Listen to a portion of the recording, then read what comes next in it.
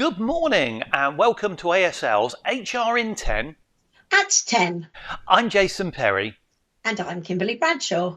and for our first HR in 10 of the year, we're back to talk about what's going on, what's exciting in the world of employment and HR. What's caught your attention this week, Kimberly?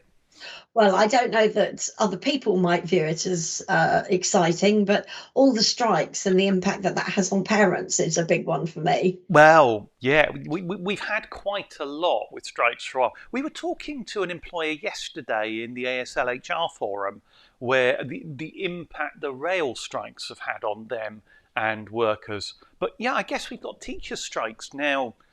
Everybody's striking really, it seems, but we've got teacher strikes is the next big one. And that's potentially quite an impact, isn't it, on employers? Oh, it really is because, they wouldn't necessarily be entitled to parental leave because of Mm. the conditions around that. So, what alternative working arrangements can you offer them? Yes, yes. I'm just thinking because there's kind of two options that spring to mind, aren't they? Parental leave. Now I'm scratching my head here and just trying to remember.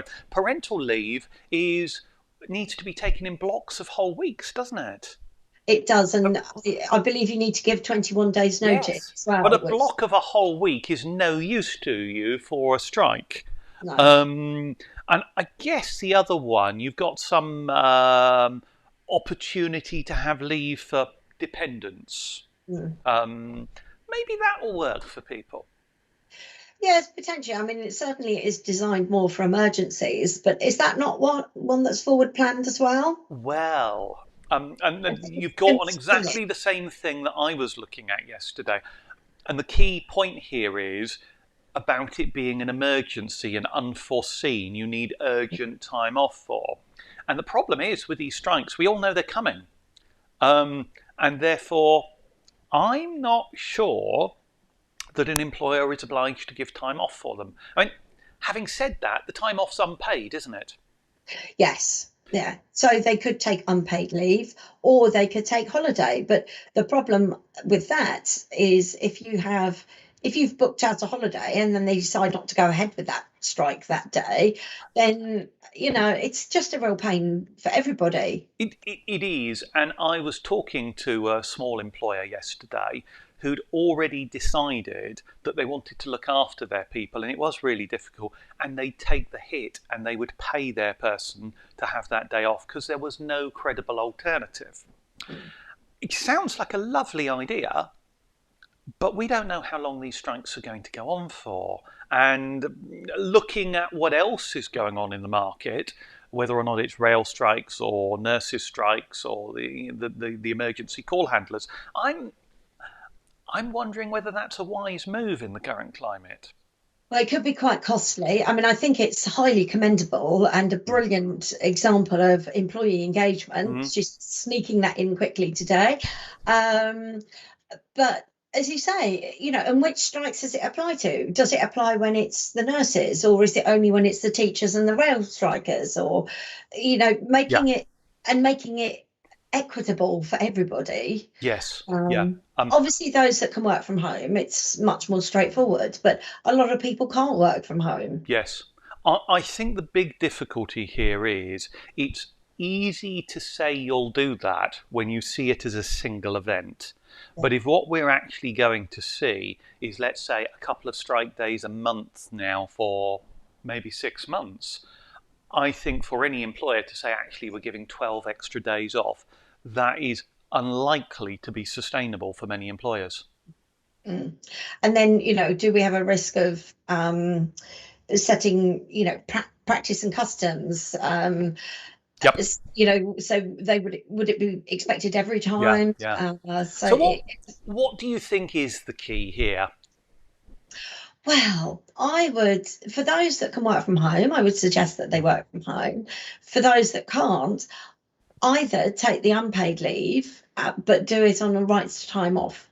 Mm. Because yes, we know what it is when the dates might be. However, sometimes those dates change. Yep. It's like, oh, we're not going to do it today. Now it's going to be, next Yeah. Thursday. Yeah. So, I think that's the only way Yeah. forward, And really, for the employers. the other thing that's obvious there is to do it as a time off in lieu. So Mhm. take that day off and make the hours up somewhere else. But Yeah, you miss the phrase I thought you were going to put in there, which is the one I want to say, which is talk to your people. This is about employee engagement. We yeah, know these dates are coming.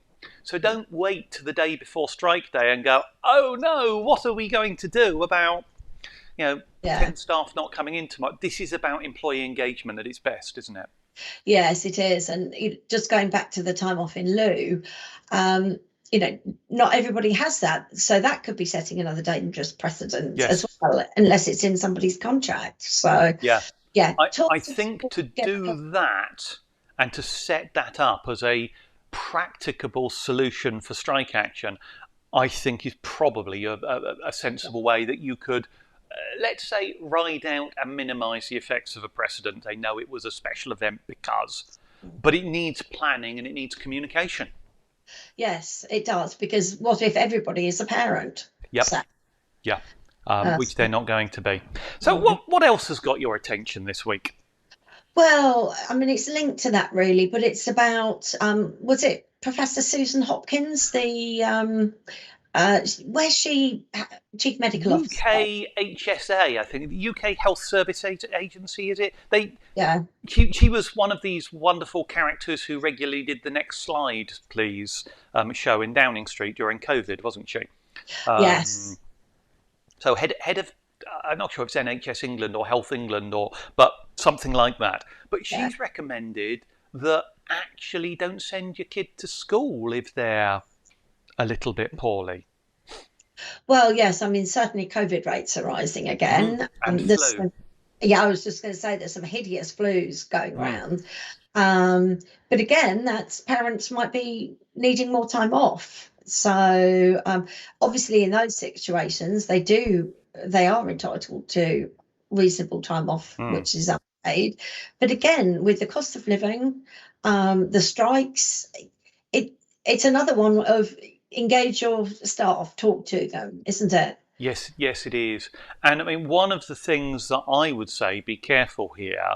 I mean, clearly none of our clients would do this, but there are some employers out there who might think we can't cope with this level of unreliability.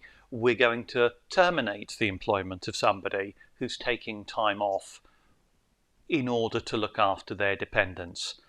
And I think really, really important to stress that's a day one right, isn't it?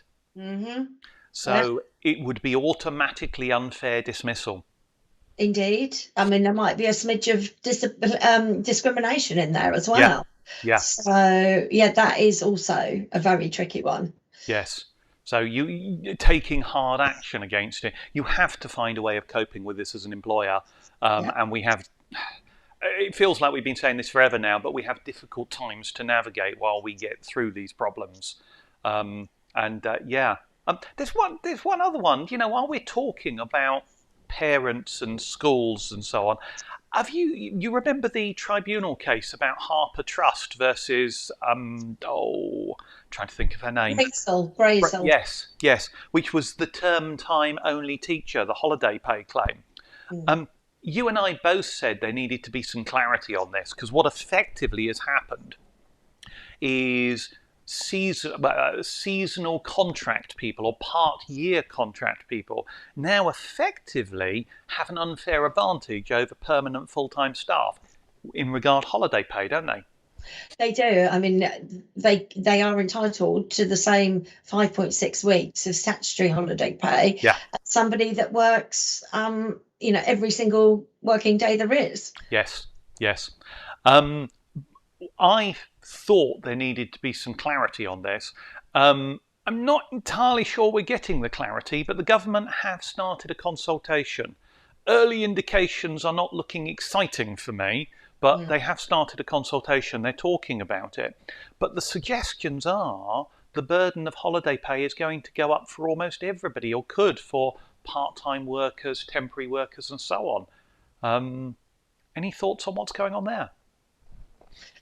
Sorry, my head was going off in to how you know, how we've been dealing with it with clients that do have, you know, term time Mm. workers.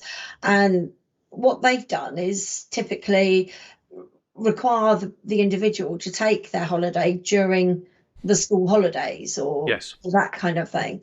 And because of that, I don't have an answer to the question you just asked me because my brain was going, Ah, I do you oh, know? I think it's one to watch. The consultation has just started, um, and it's an interesting one. But I don't think at the moment the clarity that the government are doing and is necessarily tackling quite the right questions. Um, but in HR in 10, guess what? we've been over. We are. So we're out of time for today. But I think it's one to watch, and I think we'll come back and talk about again because there is going to need to be some clear structural changes to how holiday pay is treated in order to resolve the problems that the Harper Trust case caused. Yeah. But it's beginning to be looked at now. So for now, thank you so much as ever, and we will be back same time next week. Look forward to it. Goodbye. Thanks for watching.